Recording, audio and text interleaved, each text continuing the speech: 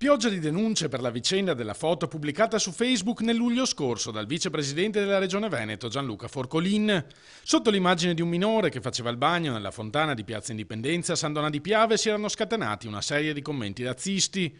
Ora gli autori di quei commenti sono stati denunciati dalla madre del piccolo, difesa dall'avvocato veneziano Giacomo Nordio. Abbiamo già portato una denuncia alle autorità competenti, alla Polizia Postale, che accerterà i fatti e procederà nei confronti delle persone che noi riteniamo abbiano commesso dei reati seri. Tra i denunciati c'è anche lo stesso Forcolin che secondo la famiglia avrebbe violato almeno un paio di articoli del codice penale. Noi riteniamo che l'illecito primario sia quello della pubblicazione dell'immagine del bambino minore e attraverso il suo post abbia dato il via a quelle che sono state una ridda di affermazioni di stampo razzista, minacce e di violenze che sono state perpetrate ai danni del bambino, quindi anche l'istigazione all'odio razziale. Alla pubblicazione della foto, sostiene l'avvocato, è seguita una lunga serie di più di 760 commenti, colmi di insulti a sfondo razzista e minacce alla vita del minore.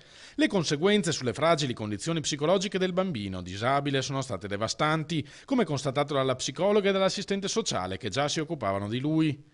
Prima di procedere alle denunce, la famiglia si era rivolta agli autori dei commenti chiedendo di accordarsi su un risarcimento. Questi non mi hanno per la maggior parte risposto e comunque le risposte che ho avuto sono state per lo più negative, in quanto hanno rifiutato qualsiasi addebito o hanno inventato storie fantasiose al fine di discolparsi. Solo in minima parte si sono resi conto di quanto accaduto e stiamo trattando per cercare di definire al meglio la situazione con delle scuse e il riconoscimento di un indennizzo.